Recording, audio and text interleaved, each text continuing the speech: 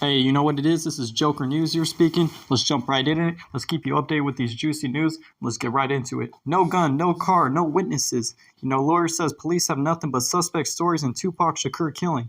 While Las Vegas Metro Police had 27 years to make a case in the slaying of Tupac Shakur, a new lawyer for the man accused of orchestrating the killing says authorities have no gun, no car, no witnesses.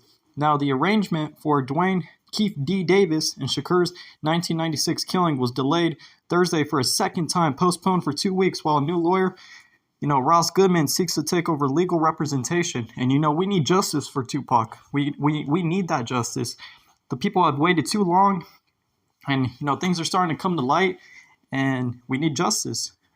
Authorities have said some of the most compelling evidence in the shooting comes from the suspect himself.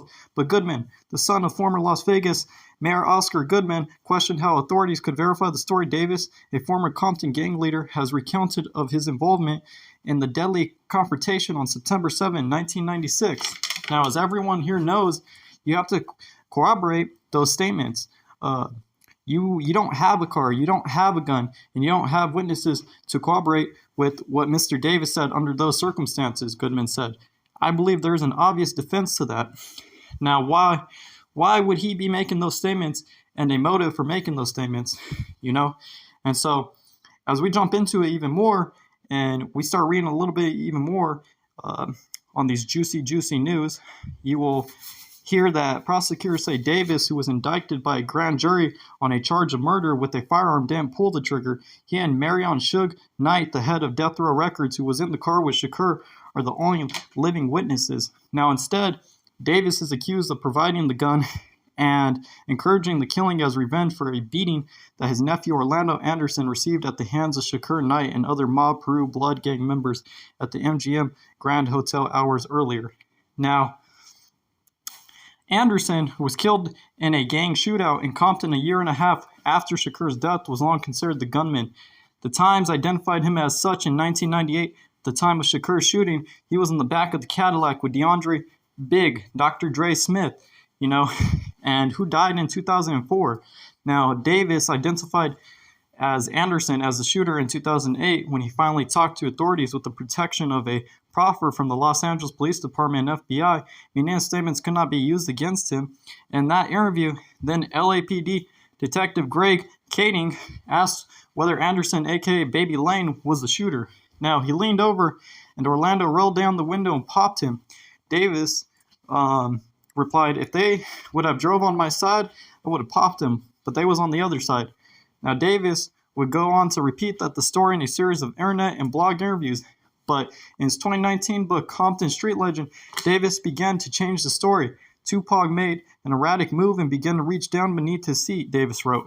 It was the first and only time in my life that I could relate to the police command. Keep your hands where I can see them. Instead, Pac pulled out a strap, and that's when the fireworks started. One of my guys from the back seat grabbed the Glock and started busting back.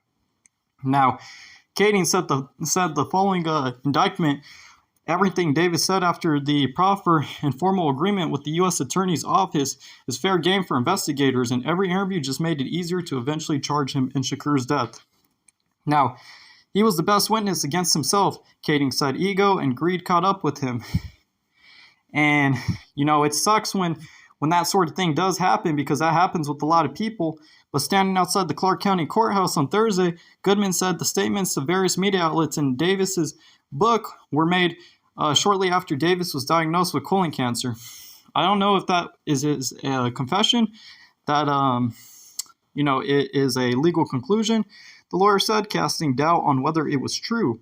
Now, it is a big case. It has been 27 years in the making. Understand there's about 600 pages of grand jury transcripts that you can imagine an amount of evidence, potentially of impeachment evidence, that comes along with all these witnesses, Goodman said. Now, when Kading and LAPD's Daryl Dupree interviewed Davis in December 2008, they were speaking to solve the 1997 slanger Christopher Wallace, the notorious B.I.G., also known as Biggie Smalls. Now, LAPD Chief William J. Branton set up a task force of senior homicide detectives to find the killer in the wake of a wrongful death. Now, lawsuit against the city by the rapper's mother, Voletta Wallace. Now, a task force members never determined who gunned down Wallace after a music industry party at the Peterson Automotive Museum. But as they explored whether the South Side Crips or Knight and the mob Perus were behind the shooting, they discovered evidence in Shakur's slang. Now, Kading said that Davis, under the proffer, could not incriminate himself in the interview, but the longtime gang member wanted to make money off Shakur's death, prosecutors say, and kept talking outside the police interview. He has talked himself into a corner. Now, but Davis believed he still had immunity, and in 2022 told Cam Capone News that it was the only reason he was not in custody for Shakur's killing. Kading said Davis orchestrated the slaying. Anderson fired the deadly shots. Nothing that Davis has added to his story over the years to make it sound like self-defense. Now, when he was with us and he had to tell the truth, he gave us his nephew's name, Kading said. Since then, he's been vague deliberately. Kading said he has no doubt what Davis told LAPD detectives in the 2008 meeting is the truth because they have had the evidence of his role in a narcotics operation and bluntly told him to cooperate or face 25 years to life on federal drug charges.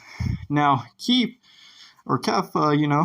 today what we're going to do, we're just going to go over with a fine-tooth comb that the Las Vegas incident, Kading said at the time, according to transcripts, but we do have to emphasize to you that everything in this report has to be right on, because if down the road it's determined that some of these details are incorrect, then everything's off the table. Now, Davis then describes how a .40 caliber Glock popped out the concealed compartment in the Cadillac. Yeah, I ain't ever told nobody that story, man, he said, after being unable to find Shakur and Knight at a club where the rapper was due to perform.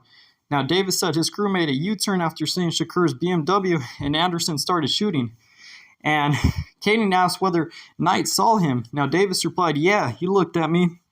We've known each other since we was 7 or 8 years old. Davis continued, I see the bullet go in Suge's head, and then I thought he was dead. I thought he was dead. It must have scraped him or something in the head or something. I thought he was dead. Now, after the shooting, Compton police saw 10 days of hell, according to Robert Ladd, a former Compton detective who investigated Shakur's death and the retaliatory killings that spiraled from it. Now, by its end, 3 people were dead and 10 people were wounded. So solving Shakur's killing was not the responsibility of the Compton police, but within a few weeks, they pieced together the deadly chain of events.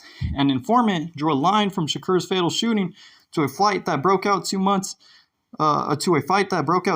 earlier at the Lakewood Mall. An informant said a member of Mob Peru named Travion Lane was shopping at a Foot Locker when some Southside Crips confronted him and took his death row necklace. But hey, that's all some recent crazy news that's going on right now. Hit that like and subscribe. Let me know where you guys are from, and stay tuned.